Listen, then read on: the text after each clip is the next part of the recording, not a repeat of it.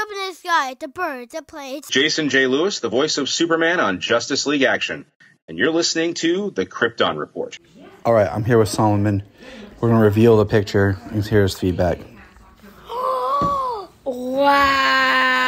I want to see. This is so cool. Not exactly who we predicted, but what do you think? I like. Yeah. That's my favorite. Yeah, this is That's my this favorite. this is cool. Wow. I'm Sonic. Someone's shout out to your knuckles, Mom. That's actually kind of perfect. Except for the Amy part. But wow. All right. So first of all, we have Knuckles. That's Brian. We have Knuckles Who's as Tails? Hold on. we have Jake. we have Knuckles as Superman here. Yeah, What do you guys think about this? you have to yell. Okay, It looks like what else we got? Yeah, Batman Shadow. Of course, we know that. Batman Shadow. This looks awesome. We have Amy as Wonder Woman. That's crazy. Wonder Woman! We have Sonic as The Flash. The Flash. Yeah, what Salo said, because that's actually kind of cool. Wait, that actually makes sense because he's fast. And all this makes sense, but Tails. Silver is actually Silver is Green Lantern. Right, that's Brian. Silver is Green Lantern. And Tails, well, Tails Tails as Cyborg makes sense, but it's kind of sad too. What? I don't know. Just I feel like Tails deserves better. Yeah. So, all right. So it's going to be a comic book series, launching next year. I guess early next year. So, I wonder if it'll come to the DC app because that'd be cool. But That would be cool. I mean, that would read this. so let me ask you this, Solomon, real quick. The Justice League is supposed to be 7. Yeah. Who would you pick then to be Aquaman? Oh. Who would you pick, Sayla? Vector? I don't know. Victor's something really common. But dude, But Silver's not that common if you think about it for That is true. But Vector has his own team called the Chaotix. Well, I was thinking hold of Vector being Aquaman because Vector's an alligator. Alligators go in water, and also Aquaman goes in water. So that would be a cool twist of Vector. What? That could be cool. we'll keep our eyes open. Yeah, but also maybe I wonder who can be Lois. That would be really interesting. I think it should. I don't know. But does Knuckle have a Vector somewhere? We'll keep our eyes open. I think Catwoman made good Rouge. Just saying. But yeah. All right. So this looks cool. All right. This looks beyond cool. All right. That's my saying. Bye. Tyler here. Hope you're enjoying the podcast today. I just want to talk about another project I've really been working on. It's the Requel. It used to be just part of our Patreon, and we still do Patreon exclusives, but I've really pumped it up, and I've started inviting friends to join me as we pitch movie ideas. I ask everyone if they can go and check it out. It's under Jonathan Tyler Patrick on my YouTube, and go like it, subscribe, and if you want to come on and pitch an idea, come on. Just check it out. It's a fun time. Brian Peters, the creator and host of Gravely Amusing. For the past 30 years, I've studied the history of gods and monsters in pop culture and our world. As a student of theology and history, I've tried to understand evil and its impact on us. As a writer, I've tried to share this knowledge. As a comedian, I've tried to make people laugh as I do it. But as a man-child, I'm still that scared 7-year-old boy. Join me as I share the history of horror and sci-fi, discuss classic and modern pop culture, and share a creepy story or two. This podcast may scare you, it may horrify you, or it may leave you gravely amused. Listen to Gravely Amusing on Apple Podcasts, Spotify, iHeartRadio, and wherever podcasts are found. Follow us on Twitter at gravely_amusing or on TikTok at gravely amusing. We have a $1 Patreon. Yes, I know everyone asks for money, but our $1 Patreon each month gets you commentary tracks for releasing movies, DC movies. It gets you my requel series where I pitch ideas about movie sequels, prequels, or whatever. It also gets special bonus episodes. So check that out for $1 a month. That's all we ask. Keep it cheap, keep it simple, and help us keep going. Check out the link in the show notes or Patreon Krypton Report. This is Dan Jurgens, and if you want to have a good time, keep listening to the Krypton Report.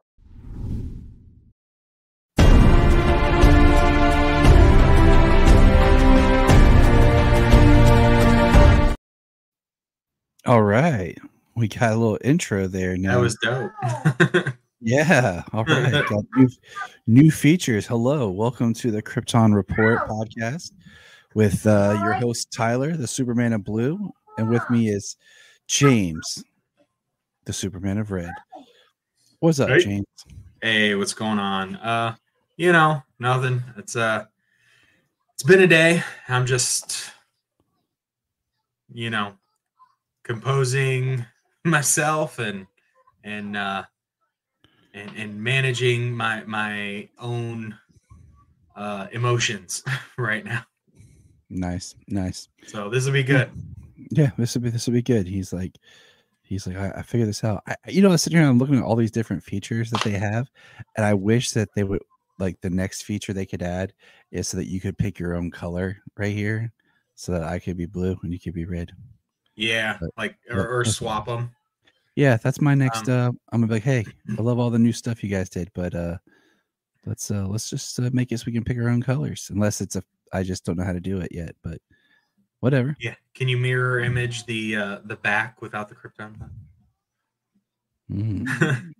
I today and even this weekend, specifically because of all the political ads.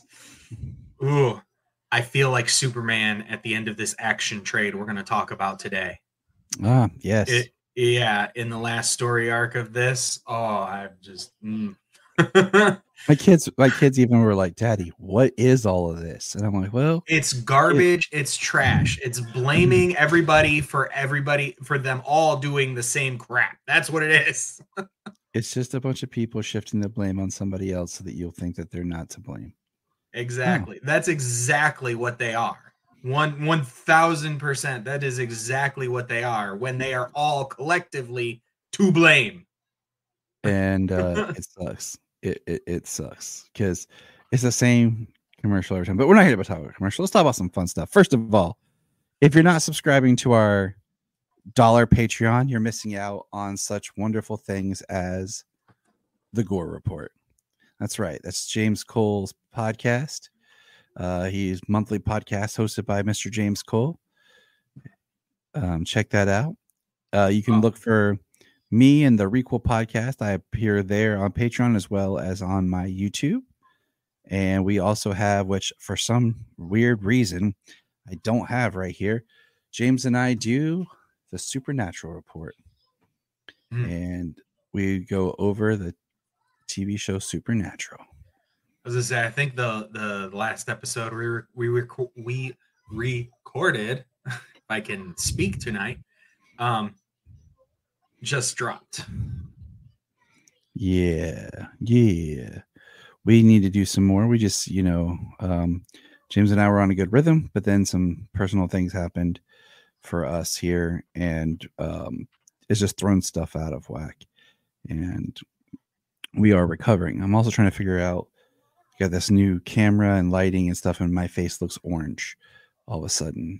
So it's kind of weird. But hey, I will figure this out because that's handsome man, but that is not a good look. I know. Because that's what heroes do, right? Yeah. I was looking for our promo for the Supernatural Report. I know I have it here somewhere. But let's talk about some of the news that has occurred recently.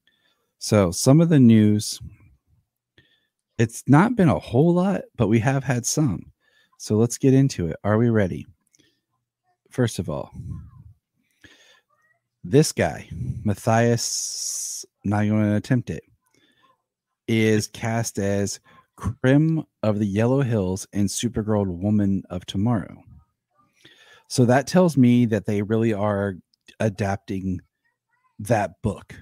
Now it'll probably be, I read that book about they were do this, and we'll review it next year. So that's cool. You know, I mean, it's a character, it's a new character. Story was good, but it's a very interesting story to pick for your entry point for this character of Supergirl in this kind of world that is Supergirls. So, but I'm not familiar with this guy's work. So, No, yeah, I'm not familiar with his work, and I only know the character from that story. I actually haven't finished it. I only read the first 2 issues. I have them all, but I only read the first 2 issues at the time, so I actually have to complete that, which will be, you know, nice to read before it comes up. But yeah, definitely with the villain being Krem, and I mean, is this the title of the movie? Is this going to stay Supergirl Woman of Tomorrow? Or are they just using it as a filler title because that's the adaptation that they're pulling from, you know, kind of like it was Superman Legacy, and then it's just Superman. I mean, you know as much as I do. All right, Well, so more or less posing that as a question, you know. I mean, I'm gonna go on a limb and say that for right now, it's a good title, and I think that it's a great title. And, you know, not to jump over to what Marvel does, but they've used titles on stories that weren't really the story of the comics. So, you know, but if they're casting him as Krim, that definitely means they are pulling from that story. But okay. All right. Moving on. We got some more illumination here. All right. So here's some happy news. Ready? Boom. My Adventures with Superman season 3 is now recording. So they're at least that far in the process of recording the dialogue, and the actors are in there recording. So we will be getting some My Adventures with Superman soon. Hopefully maybe late next year, maybe. I don't know. Yeah, I hope it comes out before 2026. Yeah, I just feel like next year being the big year of Superman, that it would be very important to have it. Like it would actually be kind of cool to have it 2025 into 2026, because it'd be a nice board. 2026 is going to be kind of the year of Supergirl, so that could be something very interesting there. Okay, the next thing I have is, where is this? This, which Batman villains Bane and Deathstroke are getting movie treatment at DC Studios. It's from the Hollywood Reporter. Some places are reporting that it's going to be Bane and Deathstroke together. I read it as separate movies and entities. I think with Deathstroke it could work because he's a villain, but sometimes, you know, he's that mercenary. But with Bane, I don't need like the Bane story told in like the Todd Phillips Joker world vibe. Absolutely. Like, so they've both had I don't even want to say anti-hero turns, but they've both had, because they're not either one of them are not really heroes, you know, even. Yeah. But they've had stories where they're not the most evil character, so they've fought against that evil character, you know. But I mean, like Joker, like the Joker movie, you know, he's the I don't even know if you can call him the protagonist of the. I mean, he is the protagonist. I mean, he's the character we're finding, and just that's why a protagonist always doesn't mean hero. Exactly. I mean, it just means the character that you're like kind of from their, you're in their world, in their point of view, kind of thing. So, I mean, I would definitely be down for it, but the joke, especially for Bane, for real, but even Deathstroke, they both have some really cool stories, and really cool history and origins. But Todd Phillips was like, I want to make a movie about this deconstruction of mental illness, and they slapped the name Joker on it and placed it in Gotham City, and that's it. Because it sells. Yeah, so it would sell. It has nothing to do with the comic books. It has nothing to do with Joker, the Batman. Like, you could name them anything, and it would still be exactly what it is. For that film, maybe even the sequel, because Harleen Quinzel in the sequel, from everything we can tell, is 0% Harley Quinn. That we'll be used to in any way. We'll be talking about that later, but so. But I just having Bane do his own thing, it doesn't really work as well for me. But Deathstroke, I feel it does. So all right, what else we got here? Yeah, well, Deathstroke has more of a family and a story like surrounding it. You know what I mean? Bane is it's really interesting and it's really cool, but it is just like, if you've read the books and the stories, like, they would be adding a lot. You know what I mean? It would be, because his story, there is a lot, but it's a lifetime, and it's just gaps. It's bits of him coming up. It's not a full tale of time. You know what I mean? Like all the time they've spent making stories about Batman's days of training, that was never a thing for a long time. It was Bruce Wayne disappeared for like 7 to 10 years, and he came back as Batman, and he trained around the world. That's what you heard. But they've since done so many different stories of filling in that time of him training. Yeah. You don't have all that time filled in for Bane. Not in the comics. Yeah. So, okay. Let's go with this one. All right. Alan Tudyk is going to be a secret character in Superman. Okay. I mean, I love Alan Tudyk. But so my thing is, he's already Dr. Phosphorus? Dr. Phosphorus in Creature Commandos, yeah. So he's already part of the universe.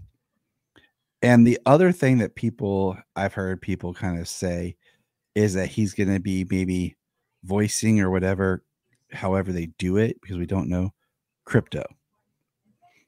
That's been my favorite speculation. I just saw like, okay, maybe he'll appear as Dr. Phosphorus, but my favorite's people being like, or is he Crypto?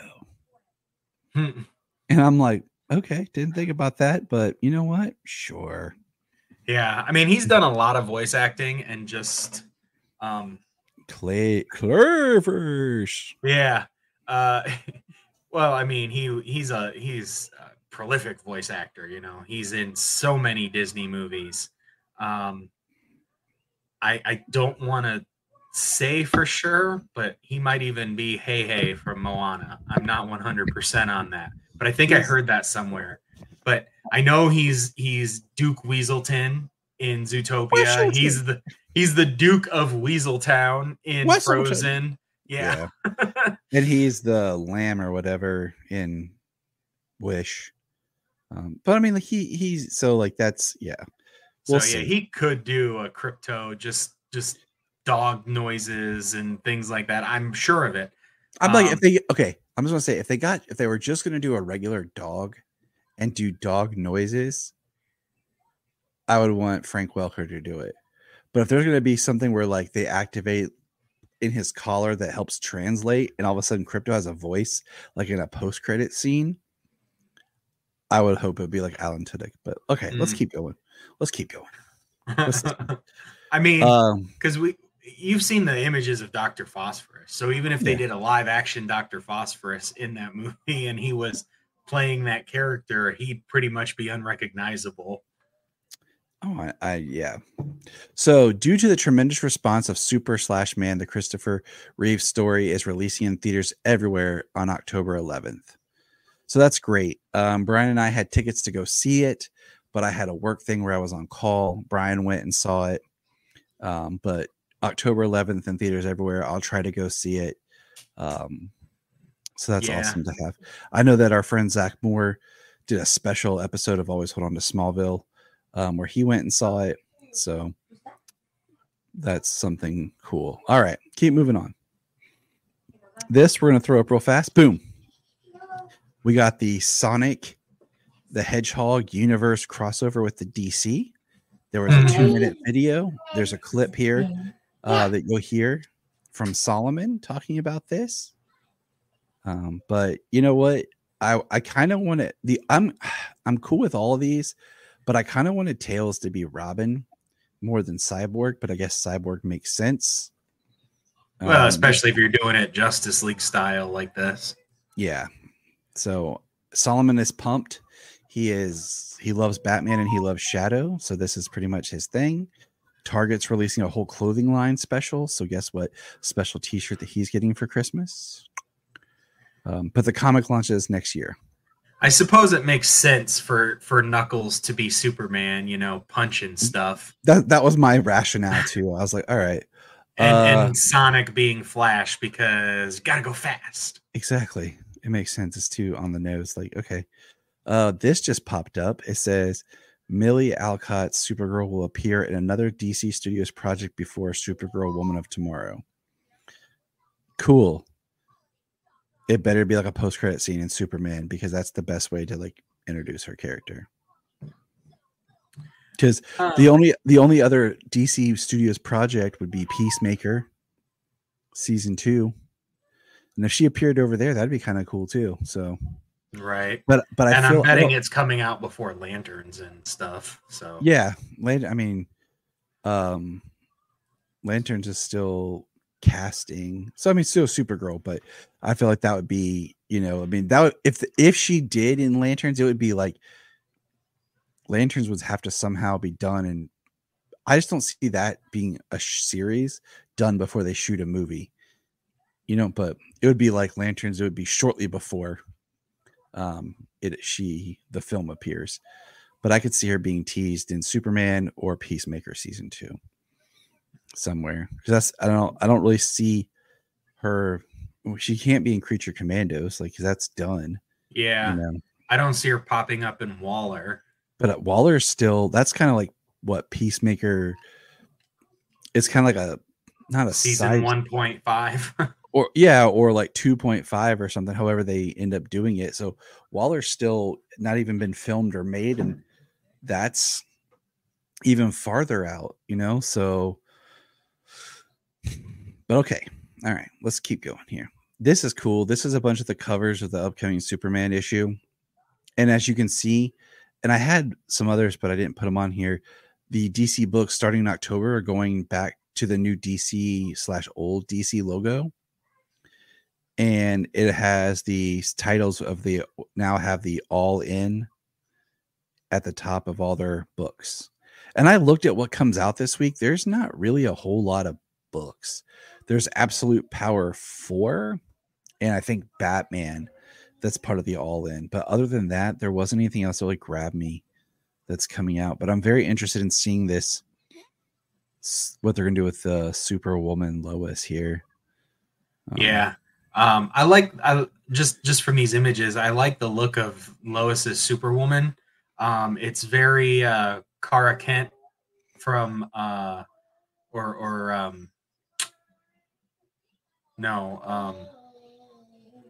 Lara Kent. Yeah. It's very Lara Kent, very Supergirl from The Flash, and also a mix of like what she looked like in like All-Star Superman when she had her powers there. Yeah, I'm excited to see what they do there and with this big all-in initiative, and we'll talk about it as it comes out. And like we've been doing comics from the app, and we'll take an episode to kind of catch up on comics. And yeah, I think after we do this and Absolute Power wraps up, I'd like to do the Absolute Power story arc.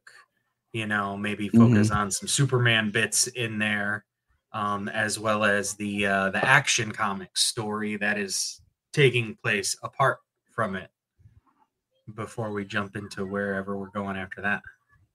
Yeah, I was just kind of looking at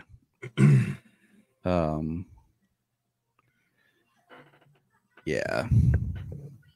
Because I'm reading the whole Absolute Power arc, but of course I think we're only going to stick with like the mainline title and then the Superman the Superman books. I'm just looking at all in when it starts. It might be a few months because we might give it some time to get a couple of issues out. I'm just looking at where we're at. I mean, I don't know like that. I mean, like the New 52, what we're finishing up, and then the Absolute Power before we go into all in, and then figure out how we're going to, because we're going to have Absolute Superman as well as the regular Superman books. Yeah, we'll see. We'll kind of see how the books come out because our plan is to be done with the New 52 era by the end of November. Yeah. So that's my lock screen. Nice. And then because they shared the whole thing as just one shot, I've got the Absolute Superman. Nice. As my background. Yeah, I like it. Well, my background is Superman 25, but with my children and my wife wearing Superman apparel posted over top of it. Nice. So, my family is awesome.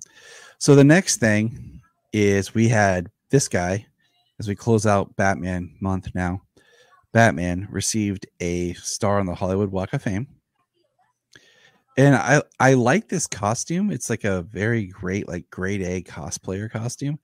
But it is interesting to me that, like I said, like it's Hollywood and they don't have like an actual movie studio or like a couple of people in different movie costumes because it is the Hollywood Walk of Fame, from movies. And this is a Batman image that we've never seen on film.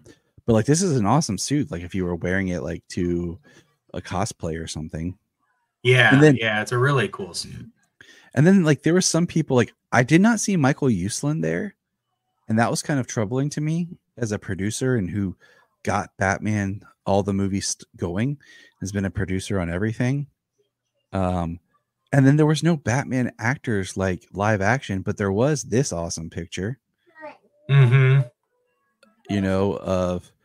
the animated Batman voices with Diedrich Bader, Hamish Linklater, Troy Baker, and Jason O'Mara. I kind of wish, his name.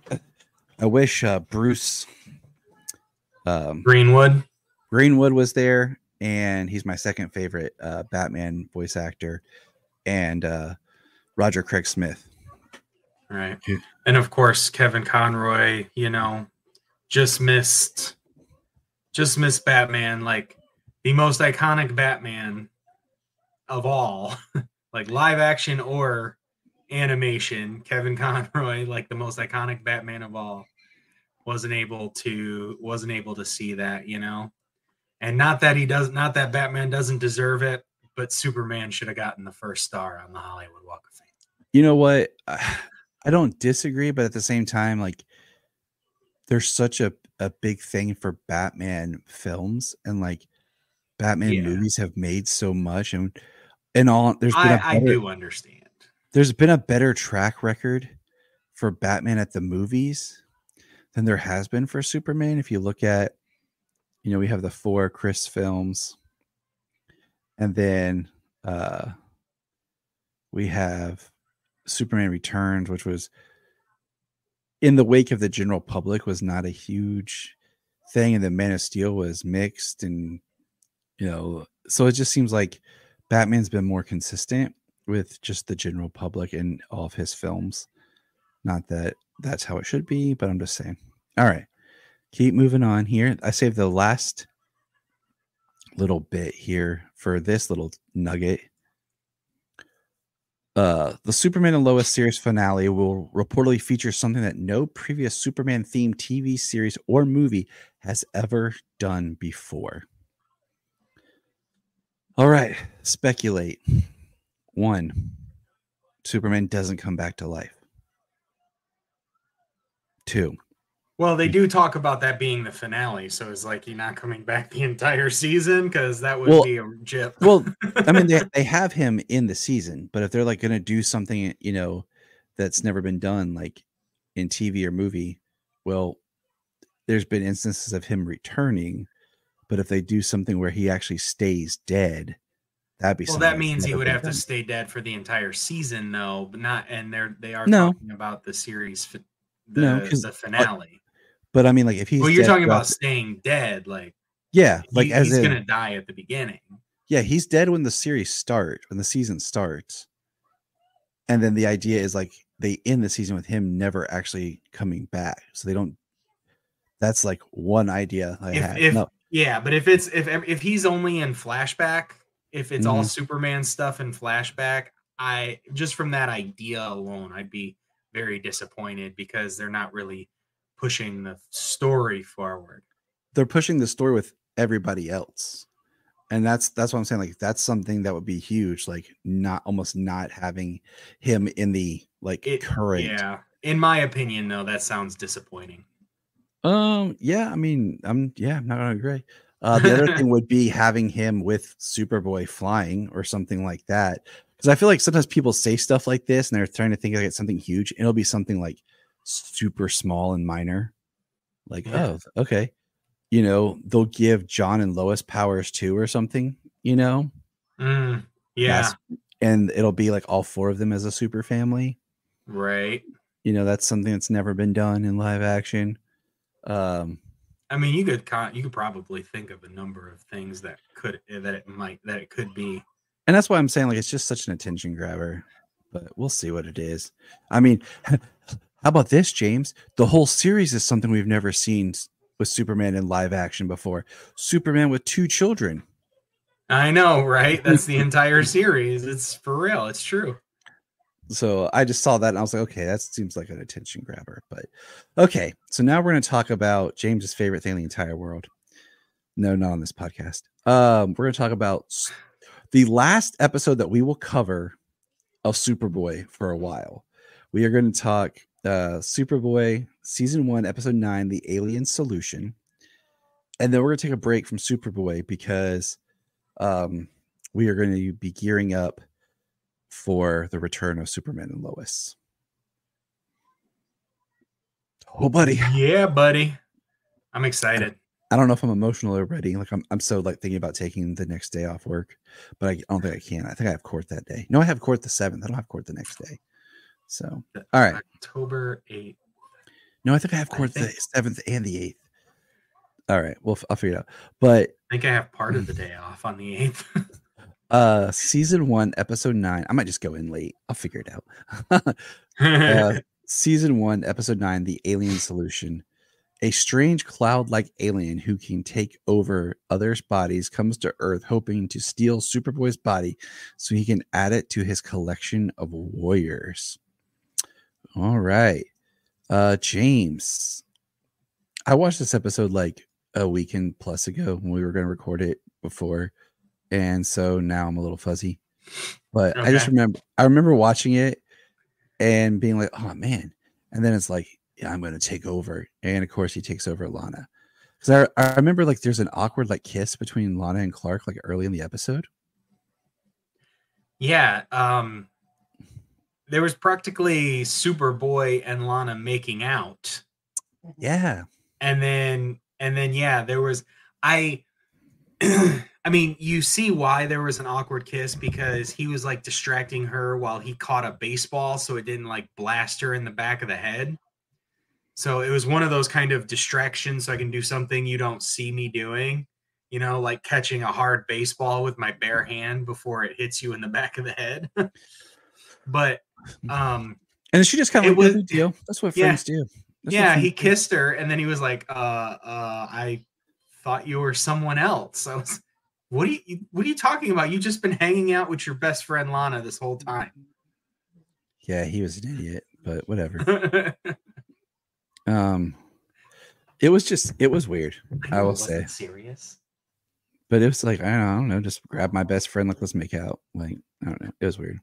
I mean, she's gorgeous and he's stupid not to. But Lana, like, they have a very interesting relationship throughout this entire series. I'm just gonna say that. It's sometimes this really great friendship, and then they try to build on it more. But then I remember, like, there's a bunch of, like, I did like the scene where there's a bunch of like, I guess they were sports players or something, like, and they see Lana like in trouble, and they're like, hey, leave her alone. And they go over to actually help her.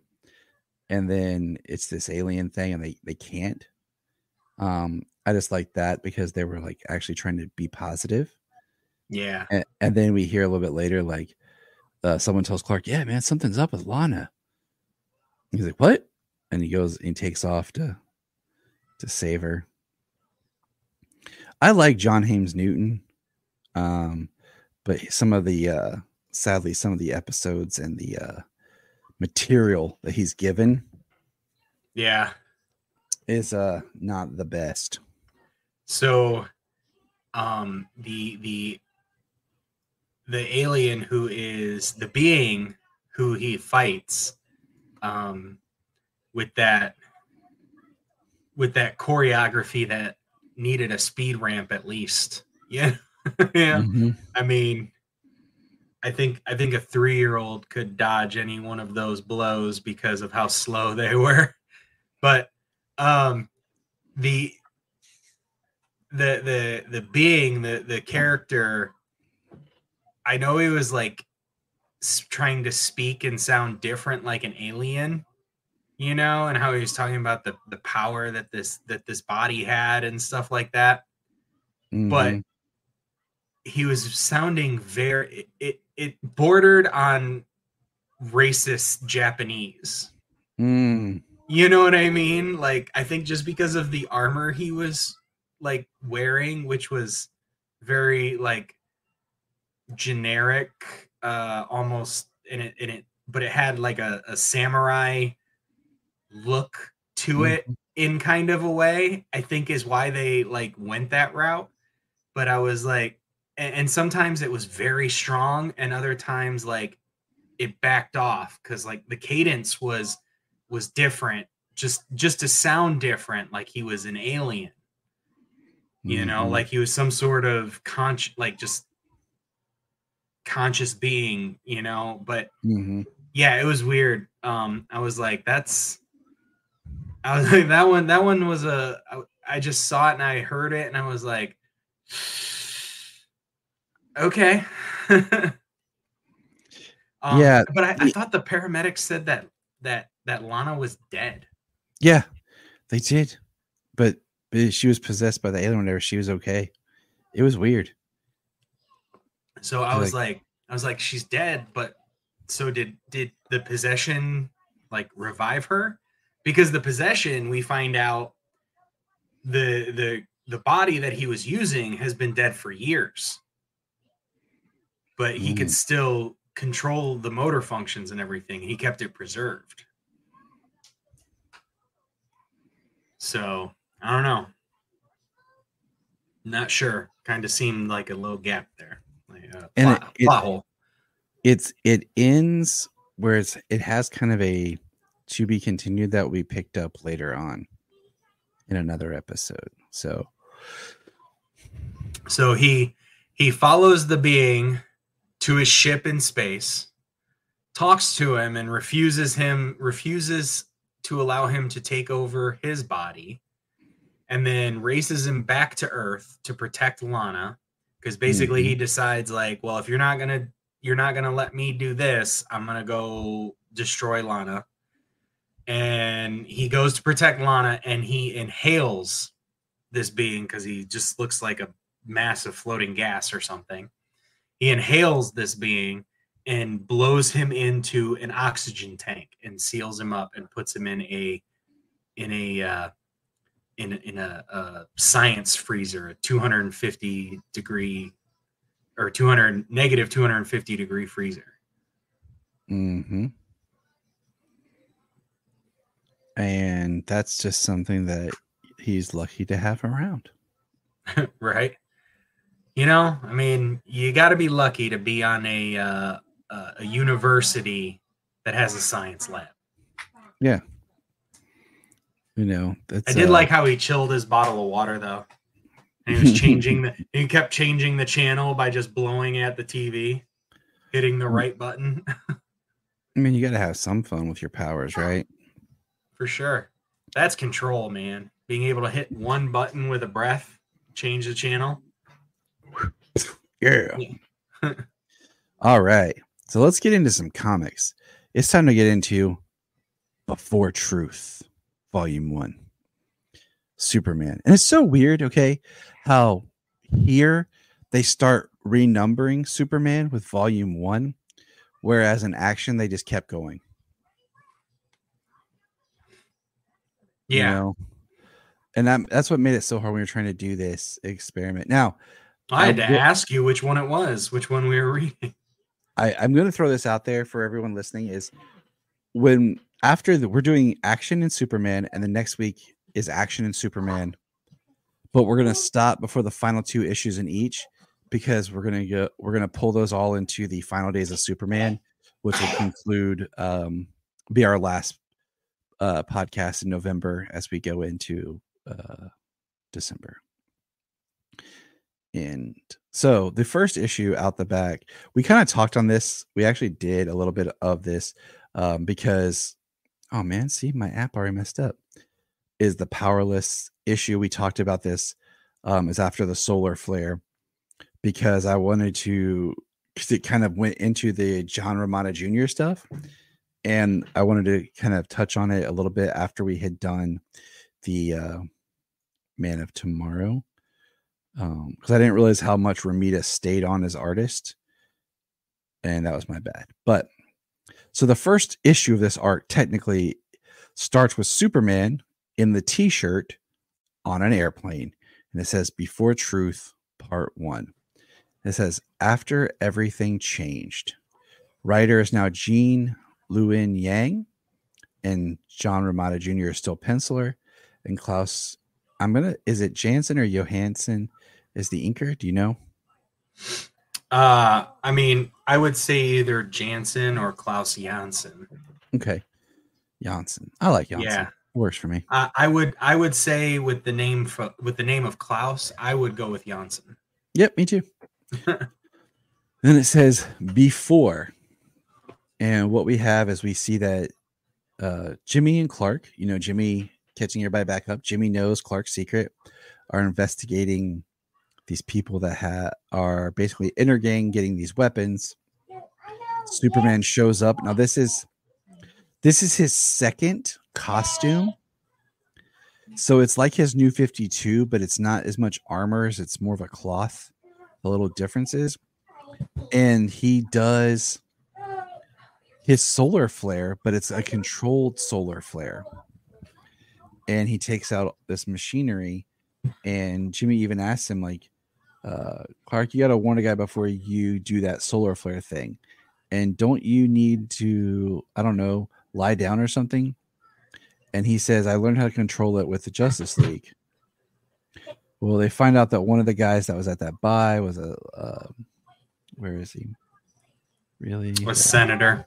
Yeah, I was looking for I don't know about you, but I have horrible luck sometimes with the website on my computer compared to Senator Norvell. Yeah, I mean, I almost never read on my computer though. I just do only podcasts because my iPad was dead, thanks to my lovely children. Yeah. Because our power went out today and they were playing on it just to. But then we learned that Clark starts getting these text messages, and somebody sends him saying, "I know your secret, and I want you to do something." And Clark immediately goes to Jimmy, and is like, "Did you tell anybody? Did you tell anybody? Did you slip up?" And Jimmy's like, "No, it's been the most sacred guarded thing I've done since learning." And he's told to basically allow this girl to not be taken by the FBI. But Clark does, but then he changes his mind and goes and saves her. And during that process, like, he's wearing all black, and you got Jimmy in a getaway car and Lois. They're getting shot at and everything. And then that's the end of the issue. And then the next issue has one of the greatest Superman covers of all time. This is basically me getting dressed in the morning when I don't have to go to work, because like I can't wear, what I want to wear when I go to work right now. But this is the greatest cover, and pretty much me in my closet in the morning. Like, yeah, I do love this cover, and no matter what, it's just because it's Teen Titans Go. But yeah, I love how it's just all of the suits hanging on hangers in the closet. It's great. But this next one is when we learn that this the lady works for Horde. That's how I pronounce it. It's just Horde. And it was teased. Yeah. Hodor. I was trying not to be like Hodor. I was gonna say not Hodor. Hoarder. But I was like, and she sees Clark, like, this is what I thought was interesting, is Clark's wearing jeans and a shirt that got tore up, and Lois goes up to Clark and she rips up the rest of his shirt, and it's revealed that he's Superman. And I just thought it was interesting because she sees it, and who else knows? Does Jimmy know? And now you're like, oh, this girl knows, but she's like, yeah, the person I work for is a mad genius who goes by the name of Hodor Root. And then we see Clark with his Superman like top, like just the shirt, in his jeans with like cowboy boots, as they're flying the car. And then they go see Toy Man to help them get access, because they need special masks to get into the Horde Central. Yeah. What were you like? What did you man, dang it, what is going on? It doesn't want to work. There we go. So they go to the main place with, like I said, the fake masks, and everyone who works there is basically being blackmailed into something that Hodor Root has over top of them. And he sees the hub that exposes him, and Lois sees the images back to the beginning of Action Comics. And we see that the girl kind of basically betrayed them, because that's what she does, because she's being controlled. They want Superman to join Hodor. And he basically, goes full suit now with his cape that comes out of somewhere and attacks the place. And the girl helps them get out of there. What's funny is Jimmy calls her Blue because she calls him Red because of his red hair. So he calls her Blue because of her blue hair. Blue and red. Sounds familiar. Yeah, it does. I do like how she's got this power to like speak programming into electronics. Yeah, she's like one. So he's like, "What are you doing?" She's like, "Talking code." I thought that was cool. But basically we see that the Horde Root is just a node. That's not really him there, and that he's going to use this leverage over Clark all the time. So This Superman goes solar flare again because of course he does, to blow up their base. But why he does that, something comes out and basically absorbs a bunch of his energy, and then he's just laying there butt naked, as Superman does often. That's what James does, just hangs around. So when we get to, I like to walk around my house, man. So I think it's hilarious because when we get to Before Truth Part 3, and he wakes up and Lois is laying there next to him, he's talking, and then all of a sudden it dawns on him he's naked, and they're like, we're all adults, and he's like, where's my clothes? And she says, rumor is that you're an alien, but you looked pretty human to me. Impressively human. And we have a lot of like really neat tension between Clark and Lois here about, she drops the line a little bit later about how she almost fell in love and everything. And she talks about knowing what happened to Clark in Action Comics early on with like the electric chair and what Luthor and her father did to him, but then actually seeing the images and how it gets to her. And they're kind of in this interesting spot where he's trying to open up and talk to her, but she's still upset with him. And then he tells her, stab him with a fork. And then Jimmy's throwing up. He feels sick to his stomach. And what we learn is that Jimmy had nanites inside of him from the latte he drank while they were there at Horde headquarters. The fork does stab Superman, and he's not healing and coming back as fast as he should. This is all part of the plan to enter this phase of the depowered Superman. Horde Root threatens Superman with exposing Clark.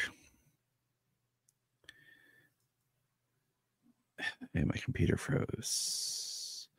The app froze. I need to just get my tablet. He threatens to blackmail Clark to release his identity if he doesn't do what he says. And this is, by my calculations, it will take you just under half a second to get to me, or more accurately, my latest node. That's more than enough time to unleash your identity into cyberspace. And he wants Superman to release his solar flare to charge up more of these robots, more of these energy storage experts, as he calls them. And then we have Lois and Clark going out to find out where it's coming from because they're able to track the signal. And Clark has to pick Lois up and fly her. And she says, you're going to carry me like we're getting married. And he's like, either that or I can carry you by your armpits. And then there's like this awkwardness how he's carrying her. But they go to the headquarters. And basically what you just said is he gets captured and starts solar flaring to charge those things. And then Lois basically does it. She tells him, Clark, it's done. Sorry. I thought we were in there. No. I flipped ahead just a little bit. Same issue, but I was ahead a few pages. Yeah. She's like, Clark, it's done. I did it just now and you're free. And then like we see, he's got nothing on you now. They don't have anything on you anymore. You're free. We see a panel of the Justice League and Batman's like, And then, Clark breaks out and starts going. And he starts yelling at Lois, do you even get what you've done? She said, I did it to save you. I'm just one person. You can't risk dozens of lives for just me. Tell me you wouldn't have done the same. And he says, I was wrong, Lois. It was better when you weren't part of both my lives. And he leaves. And then Before Truth Part 4 starts with like a version of the Royal Flush Gang that attack Clark Kent on the side of the street. And I feel like this is where the comic gets really interesting, because if we could have juxtaposed reading this with Truth later that Bendis writes when Clark reveals who he is, the two ideas of what would happen if Clark Kent was revealed to be Superman is a very interesting thought, because we even have a police officer who's like supposed to arrest him. And then Livewire shows up at the Daily Planet and has Lombard, and more villains are showing up. We see Lois arguing with Sam Lane. And she's like, Clark is a friend. And we have all these characters like Atomic Skull, Croc. And then we see the rest of the Daily Troop, Perry, are all tied up. And it's, what's his face? I'm looking for it. He says, everyone on board was killed. He says, Clark, remember me? I used to work here. I brought your mail every day. We used to joke around about the monarchs, remember? He's like, yeah, Dylan, right? Let's end this peacefully right now. He says, 2 months ago, Titano threw a subway train halfway across the city. Everyone on board was killed, including my wife. I was wrecked and couldn't hold on to my job. It all seemed so random. Until earlier tonight when I found out you were Superman. My wife died because of you. So, of course, he's attacking. Perry gets shot. And then Perry... The curious thing I have about this character, because obviously he's just grieving and blaming him, but did he blame Superman for what happened before he knew it was Clark? And then now, just because he knows that it's Clark, Titano has no idea it's Clark. She was on a random train, you know what I mean? Like, grief will make you do a lot of things, but I'm just curious with that character, like, is he blaming Clark because he knew Clark and that's the only reason? Or, like, did he blame Superman for what had happened? Because if he blames Superman for what happened, then you can see why he would go after Clark the way he does. But if he didn't blame Superman and then he all of a sudden started blaming Clark because he talked to this guy at work, Titano wasn't going after Superman because he was Clark or any other reason like that. Like you said, grief, man. Grief makes you do stuff. Yeah. And then we have Perry. I don't know how to make a Perry in this. Like, Dylan may have been a whack job, Kent, but he was right. You're a danger to everyone connected to you. Chief, I'm going to figure something out. Each of us knows coming in that the job comes with certain risks, but to willingly endanger your fellow reporters just to maintain this lie of a life, it wasn't a lie. Yes, it was. And you know what the worst part is? I let it happen right under my nose like some kind of chump. Take those glasses off. Consider this a dismissal, Kent. And then Lois passes Clark, and Perry says, I'm disappointed, Lois. You outright know better than to break news like that on your personal social media feed. You're going to make it up to me by writing a proper article due yesterday. Yeah, so in during this run of Superman in the comics, when it was coming out and everything, a lot of people actually didn't like this run. Didn't like this area of Superman being depowered and his identity being revealed and everything. I think the only real problems that I have with like this whole arc crossing over with Superman in action is that Superman is using his solar flare a lot. Yeah. I understand the testing, but just like kind of using it as the resort to go to, you know what I mean? The couple of times he does, I'm like, he's using that very destructive power, also weakening himself like in the middle of danger, like very often. I think they did that too much. I understand him testing it, but that being like, well, I'm just going to solar flare and blow this whole damn place up. Yeah. You know what I mean? Like that the way that he keeps kind of doing it over and over again was a little ridiculous. And then Perry's characterization, calling it a lie of a life.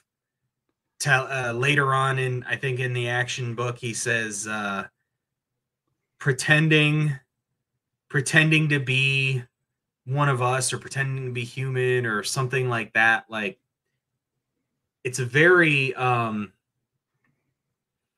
it doesn't seem like the Perry White that we've ever had. And certainly not the Perry White that we get, like you said, in the Bendis reveal. He walked in and revealed who he was, and Perry went and gave him a hug. Yeah. And that's what I mean? Because that's what we would want.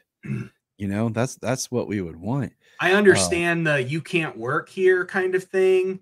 You know what I mean? Or maybe you put other people in danger, but to smack him, to call him a lie, to call him a pretender, you know what I mean? All this stuff, like when they find out he's Clark Kent, like, they can trace it back. Clark Kent was a child. Like, he grew up on Earth, but they're acting like he didn't exist before he became Superman and Clark Kent. Like, you know what I mean? Like he is an alien invader, but when it comes down to it, Clark Kent grew up on Earth in this place. You know what I mean? So it's the personification of Perry does not make any sense to me in these stories. And I love Gene Yang as a writer. Yeah. You know, this is that time that we've talked about, the DCYOU, where Superman gets his depowered form here, and he's outed as Clark, and Wonder Woman becomes the god of war. Batman, Bruce has his whole like disappearance, and Jim Gordon takes over in like that big bat robot, the super heavy run. And the Flash, his suit looks a little bit more like the TV show, where it was all red with the red symbol behind and everything, which was actually some good Flash writing, actually, by Robert Venditti, if I remember correctly. He's a good writer. You know, we have Superman give this big speech with Jimmy about staying away from his friends. And then he goes to a getaway motel where they take cash, and he pulls out a crystal and starts cutting his hair.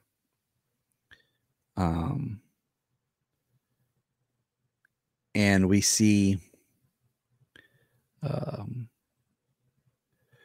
going to force the man of tomorrow to help remake the world. We see these villains setting themselves up.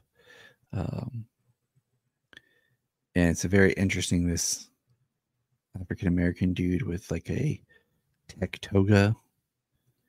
And we see this like, well, he says that he's just a new node. So like the hoarder root is just like controlling bodies. Mm-hmm.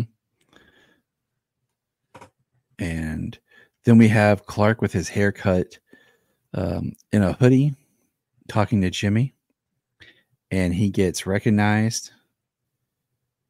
Hold on,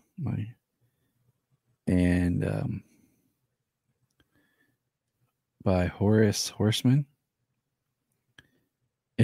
Horace Horseman is the name that Jimmy gives to Clark. He's like, it's the first thing I came up with. He's like, do I look like a Horace? I do not look like a Horace. And the guy who recognized him basically attacks because he's trying to take on. He said, I thought that was you, Clark Kent, Superman. You recognize me? He says, should I recognize you? A couple years ago, before I got my powers, you put me away like I was just some kind of chump. Humiliated me. You owe me some respect, Superman. I'm here to collect. And Superman does one of my favorite. He just smacks his ears. Yeah. He goes down. And he's like, Jimmy, I need to get out of here. And he takes off flying.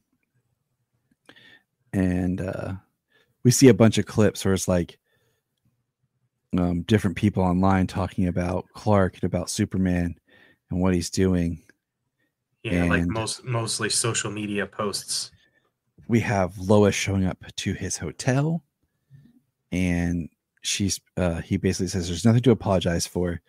It's the choice you made. Goodbye, Lois.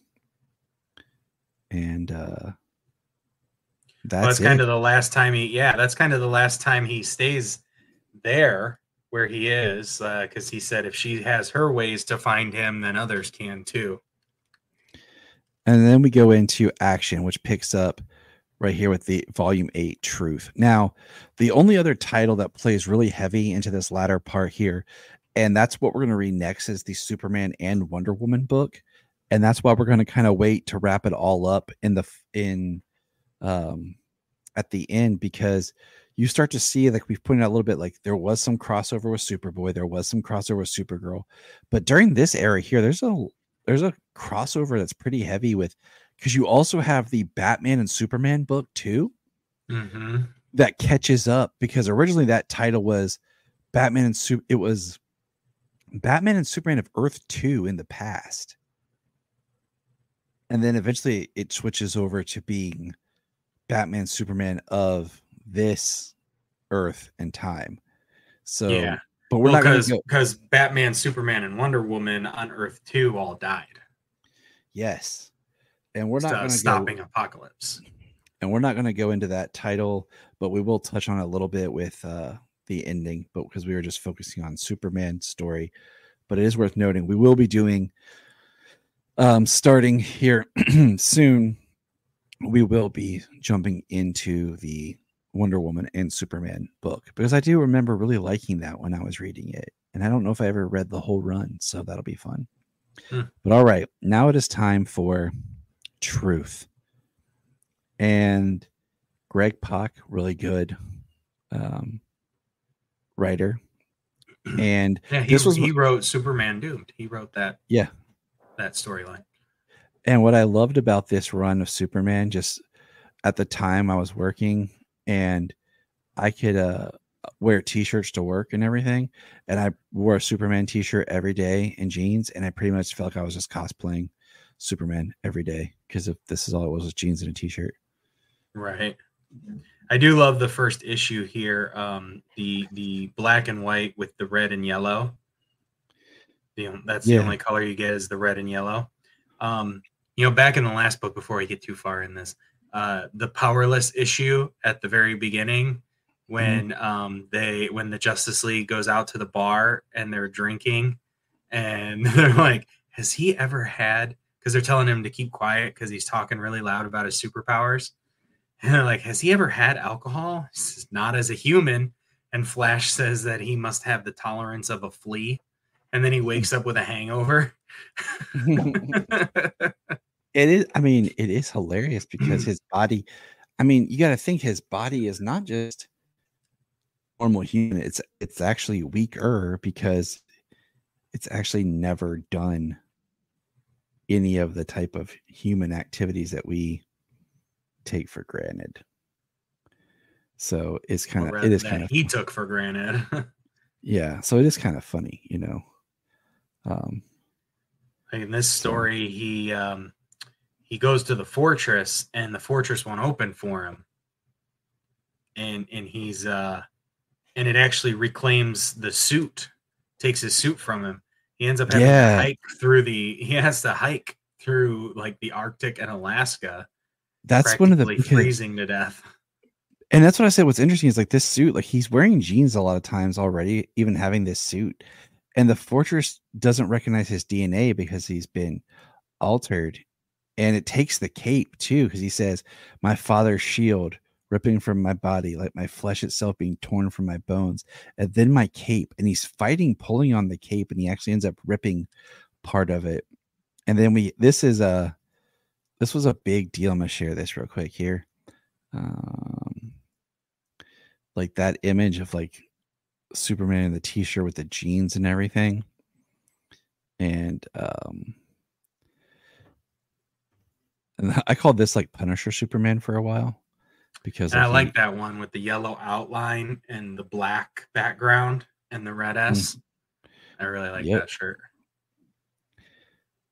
And like that's like his look. And then we get into like you said, he's basically wearing boots and a pants, and he goes into like a truck stop place, and he's hiking, and he finds a discount like 70% off Superman t-shirt, and that's the t-shirt that he will wear.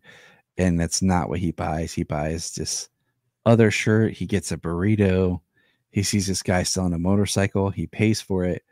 And then he's got cash like hidden and stuff in his boots and all this. And then they figure out who it is. They want more money. And it's a whole big deal. Burrito, bike, and now to sleep a couple of years. And they're like, hey, that was Superman. Did you know that? And they're like, hey, we want 2,000. And they're going to jump him, which doesn't make any sense to me, but I'm not an idiot. So they hit him with a pipe, and he's wearing his Eat Your Greens t-shirt. And it's so weird seeing him like with his head shaved and everything. Right. But then he goes, okay, I'm not proud, but that felt good. And another character says, you really are Superman, aren't you? And the last shot is him on the motorcycle with the t-shirt, and it says, hell yeah. So that feels a little interesting. Drawn on his inner kite man. Yeah. And we see him basically traveling around, experiencing things, rocking his t-shirt. Yeah, it says, whole new world. 1,000 reporters, cops, supervillains, and secret agents are probably hunting me down this very instant. And I can't just fly home and fix everything in a split second any longer. So for the first time in a long time, I have to take my time. Feeling my first actual caffeine rush, getting legitimately hungry, and having the best lunch ever every time I sit down to eat. Staying inside when it's raining because, man, it's cold outside. Simple pleasures, I could get used to them, but I know it can't last. It is a very interesting dynamic. And I feel like that's part of this story that maybe is not explored enough here in Superman, and maybe it's touched on a little bit more, but I just feel like that's a very strong, right? That page in itself right there really sets us up for what this Superman is right now. And because like we've seen and read stories in the past where like he doesn't necessarily have to eat. Right. He is sustained by the sun, but he enjoys eating. He likes eating food. But he's never had hunger pains. He's never been hungry and how it satisfies your body when you eat. So for him, it's like eating real food for the first time. Mm-hmm. Okay. And it's kind of interesting because we are beginning this arc and ending this arc with a Superman who is depowered. Like he's not full power, and there's still some cool things to come. But so he's back in Metropolis. Why does he go back to Metropolis? That's an interesting question. But we see like these police are out there, riot gear and everything. And we see Jimmy, and Jimmy brings him in. And we stand with Superman. The block is throwing a party, and it's all for him.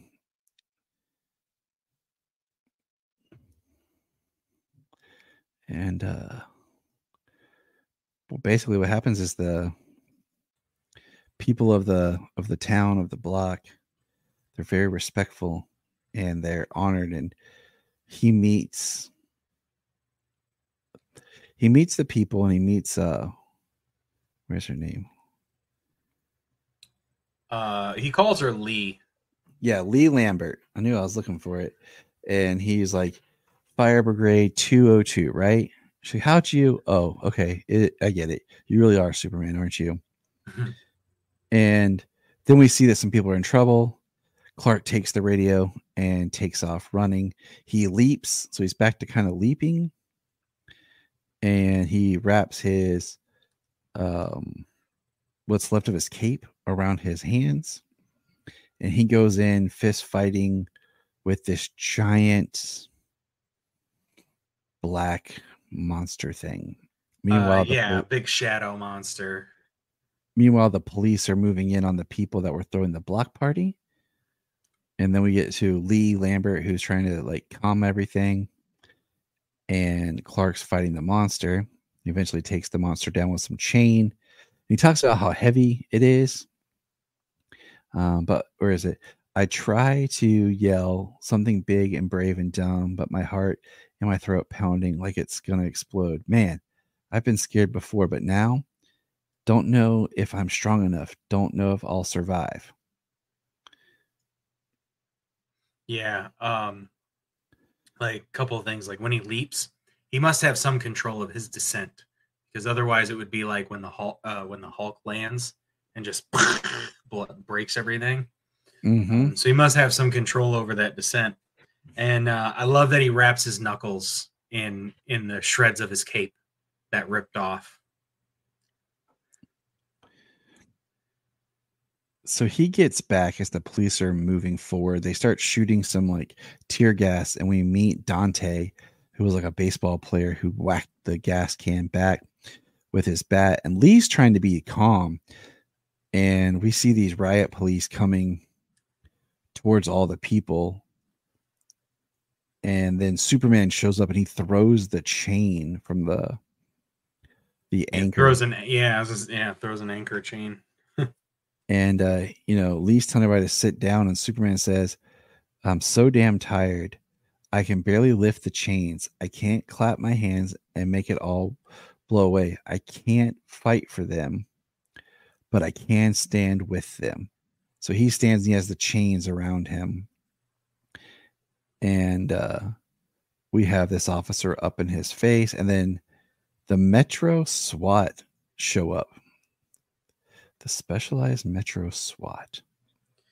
Which we find out with a bunch of unauthorized weaponry. And they just start beating the crap out of Superman as he stands there and takes it. And then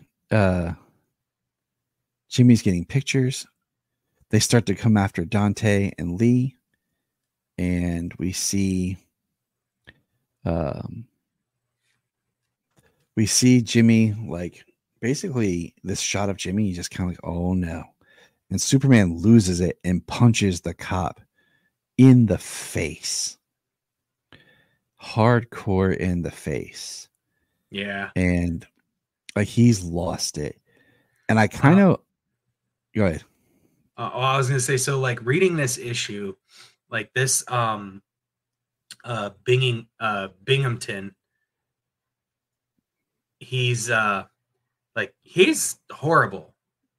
Like, yes, everybody's sitting down. I mean, this is the stuff like we see on the news, and the thing that people fear, cops doing what they want, kind of a thing, beating on people who are not fighting back, doing things like that, attacking a crowd of people.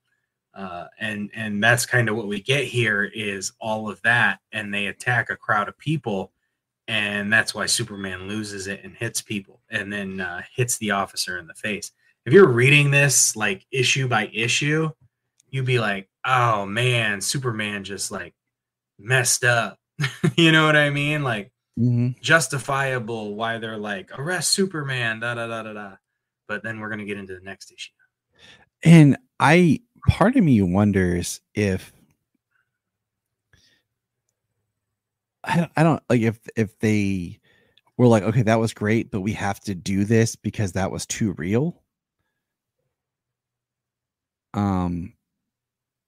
Because like you look at the old Action Comics, how Superman took on real world problems and things, and they're like, okay, that was great, but we can't have Superman do this.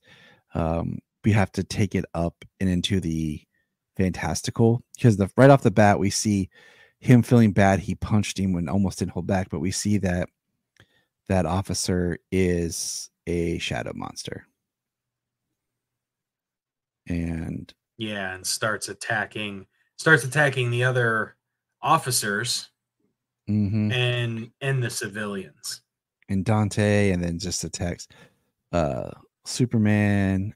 And so now it stabs Lee in the arm, and Superman like lets go and starts, beating it. And then the police join in and help. Then of course the mayor gets involved and sees what's going on and asks Mr. Kent to come into her office. And then Superman, go ahead. I was gonna say right here at this part, when I like how they tackle Superman off, and then the rest of the police kind of open fire on the monster, and then we go to the mayor, but they are seeing that Jimmy Olsen's shots are being instantly uploaded to the internet, to his website. So they get to see everything that's going on, which, like you said, it kind of like pulls it back because it was like very real.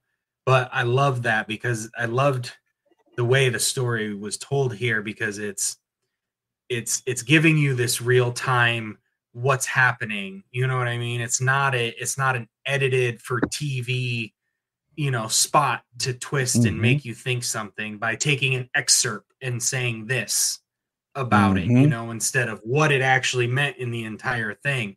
And that's kind of like how this is, pictures of him punching a cop, but this cop, all the pictures he was taking show this cop, attacking civilians unprompted, unwarranted, and then him being a shadow monster and attacking cops and civilians on his own. And it's a what do you call it? It's kind of what was needed, because Clark, like I said, gets called from the mayor. And then he wraps Lee's wound with part of his cape. He gives her a part of his cape. Jimmy and Clark get back to their apartment, and it's been busted. Jimmy gets a shot of it. I like it. Okay. Go home, alien. They broke everything, but Clark finds one picture that he takes with him. And he sees all the people from the block party of the neighborhood and says, "You're all Superman now." And Dante's like, "Damn straight." And Clark looks a little rough. Like he's got, his eyes swollen. And the picture we saw was him and his parents. And I think this storyline lends itself better that the Kents are dead, because we don't have that tension or fear like, oh man, what's going to happen to the Kents? But he goes to City Hall, meets with the mayor, and basically the mayor is a shadow monster. Well, the mayor is Wrath, like the person behind it. Behind the shadow monsters. And we have this a lot of Superman punching. And we learn, she's like, "I am Wrath." And he's like, "Okay." But then there's shadow monsters spreading out all over the neighborhood. We see Dante wearing a Superman t-shirt, and they're fighting. Oh, it's not like zombies, but it's, kind of these shadow monsters. Lee gets, all of a sudden, from her arm, it starts to grow. And she's kind of being taken over, but yet she's controlling it.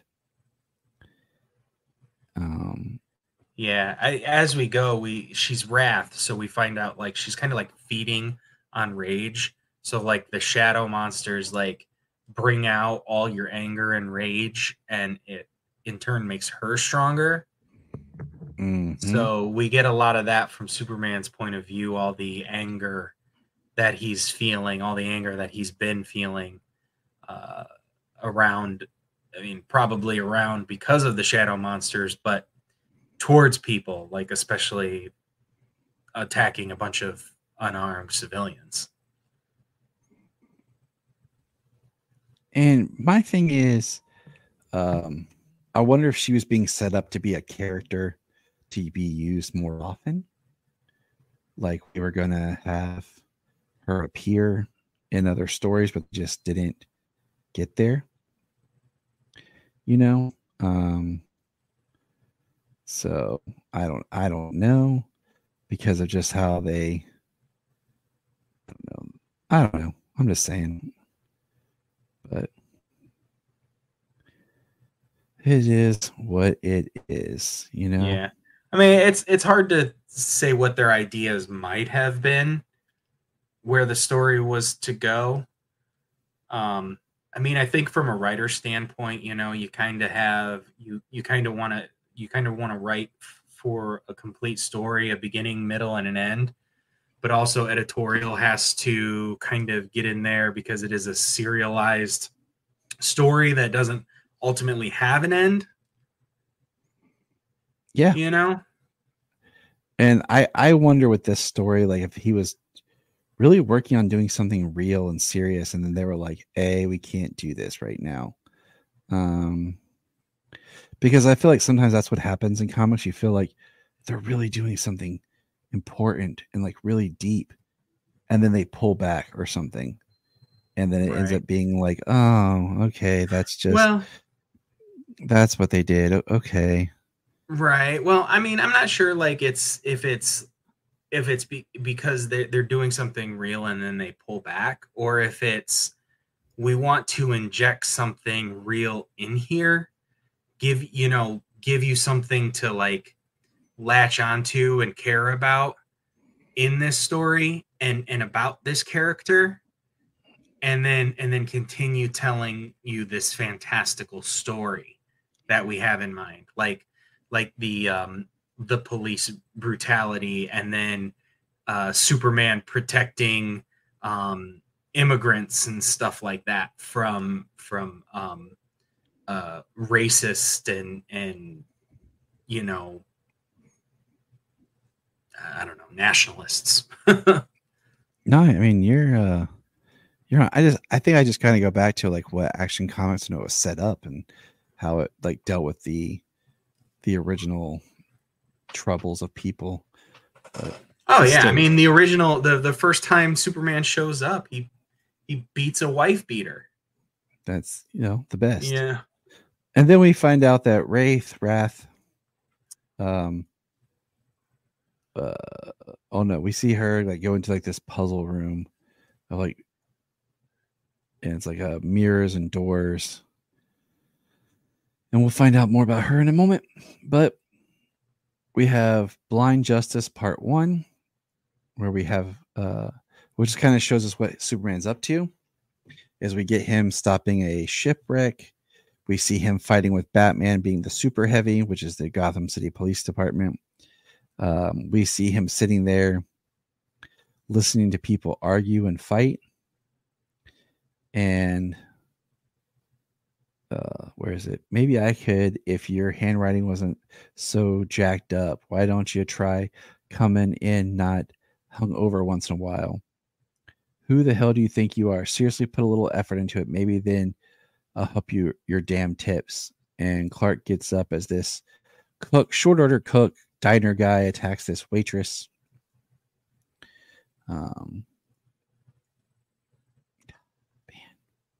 Yeah, he has he says his Wayne Tech light refractor I'm wearing distorts my face just enough to keep me from being recognized. Which I love. And he gets up and he gives her a big tip as he leaves. We see he's got this like camper shed fortress that he's set up for himself. And we see little things of like the clips of what's going on around, and we see that looks like they've dug up his parents' graves. And then Toyman shows up. And when Toyman shows up, he's going by the name Archie Clayton. Yeah. Clark basically says you screwed up, and then he blows up his brand new hideout he just established. And that's where I'm like, with the way that this is kind of going concurrent with Batman, Superman, and Superman Wonder Woman, I'm like, do we see any of that in those books? Because that was a really cool setup to just all of a sudden like done. And he's like, goodbye, hero. And then we're back to the street, Clinton Street, Metropolis, Clark Kent's old neighborhood. We see that he's got a job driving a truck because it's part of his plan. Archie does. And he's getting in.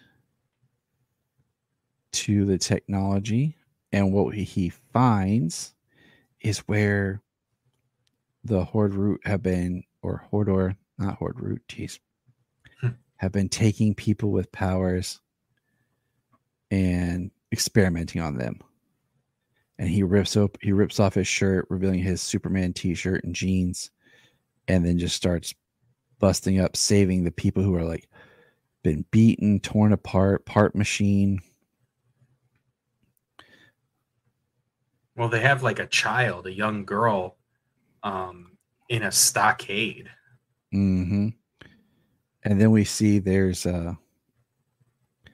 Lee, and that black goo shadow xenomorphin looking thing starts going on Clark. And then he's kind of got the green eyes. It's almost like they're trying to do their own version of like a symbiote venom thing. And, Clark is busting through, and he talks about, they've infected me. You infected me. Don't you, Wrath? And then he gets everybody out of there, and he tells, wait here, John Henry's on his way. And he goes running through the woods. And he goes to find Wrath. And he does find Wrath. And he finds Lee, because she follows him, of course. And then they find Frankenstein, because of course they do, riding a giant shadow bull animal thing. And then Frankenstein joins the battle. Because of course he does. Because what else makes sense? Yeah. I mean, I like the New 52, how they really did get into kind of like that dark magic territory. They had a line of stories.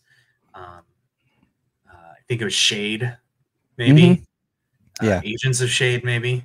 Yep. Yeah. Had Frankenstein in there, which this is going to be David Harbour.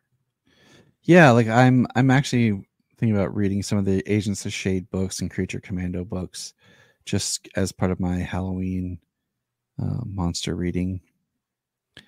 And I think the main agents of, like the main Shade books and things like that I read was the Forever Evil Blight books. Oh yeah. So Superman battles with Frankenstein. And of course he defeats Frankenstein because he's Superman. Well, yeah, but still Frankenstein in DC universe is a beast, even to go up toe to toe with a depowered Superman. So we get the whole kind of thing here from the mayor, who is now Wraith. Let's see. She says, 25 years ago, I was just another child of Metropolis, growing up on the South Side. And as long as I could remember, I knew the world could kill me. But through it all, my mother spoke with her calm voice. Jenny, stay down, and gave me hope. People like my mother built safe places. They protected me, nurtured me, helped me thrive. And then when they thought I'd finally made it, it all fell apart.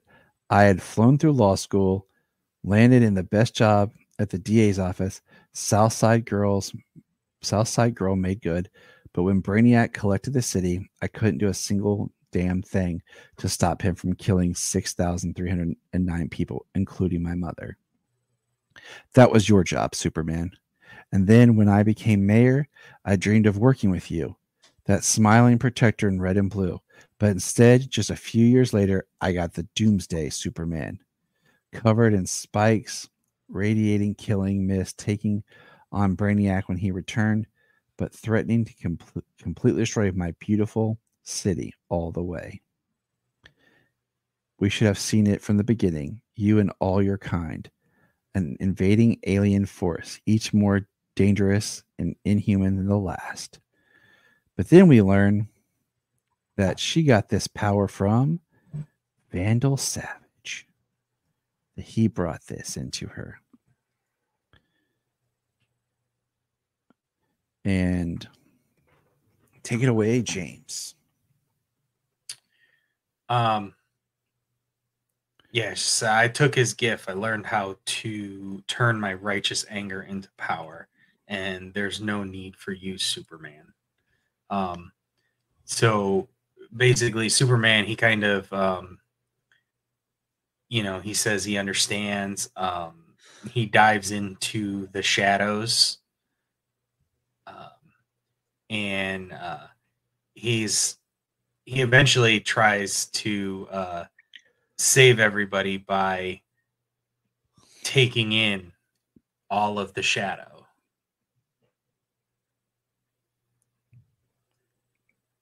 Yep, because that makes total sense. Yeah, this is all this time I've been fighting the shadow, but what if I just let it all in? And it takes the shadow from everybody. It takes the shadow from Lee. It takes the shadow from all the people who were being experimented on. And she says, it's gone. He says, good. Oh God, Clark, are you? I'm perfectly. Goodbye. And he disappears into the shadow. Then he kind of comes back out, and like they're dropping bombs onto the shadow. But he uses the shadow to stop the bombs from like blowing up and causing like all this collateral damage. And then, right when he's sitting there, prominent with the shadow, Vandal Savage opens the box and takes it all back. And he says, I'm the only one who's going to save this world. Yeah. And then it says, somebody says, oh, thank God. And he says, no, thank Vandal Savage. I'm the only one who's going to save this world. And Clark's just like, it's just me again. He's talking to Lee. Maybe you should be grateful. And she's like, I like my Superman the way he is. And that's the end of the book. And I mean, there's a lot of great covers at this time because they did a lot of like the alternate covers. Yeah. I wonder if this book, because I know earlier in the New 52, we had Trinity War and everything, and we had Pandora. Like, is this shadow like Pandora's box? Or it is interesting that just a random box that Vandal Savage has come across in his millennias on Earth. Well, Pandora's box was actually a skull that opened a portal to Earth 3. Oh, yeah, that is right. And I like Trinity War, and that was the Forever Evil.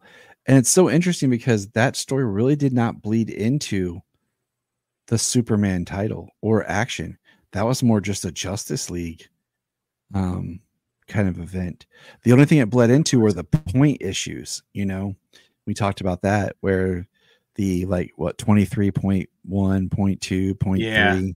They did say something about how Superman had killed Dr. Light in one part of the story, because that's when Atomica stabbed him in the brain with a piece of kryptonite because she was shrunk down inside of his body, inside of his head, and set off his heat vision. So, but all right, man, we did it. We have one volume left from Action and Superman, and we'll finish the New 52. And it's been an interesting, and we'll kind of compare it as we get back to there. But that is all from us today. Thank you for joining the Krypton Report. Check us out on YouTube as we're putting more YouTube concert content out. Also, check us out on Saturday mornings as we do Saturday mornings with Superman. Either 8:30 or 9:30 Eastern time. Watch along. We live stream Superman the Animated Series on our YouTube and Facebook now that X is being a pain. And then, like I said, there's our Krypton Report that we do, the Supernatural Report on the Krypton Report Patreon. And James, my co-host, is awesome, and he'll be having a new episode of the Gore Report coming for you in October. Yes, and you'll have to check that out to actually hear it and enjoy it. But send us an email, kryptonreport.com. Check the show notes for our link tree.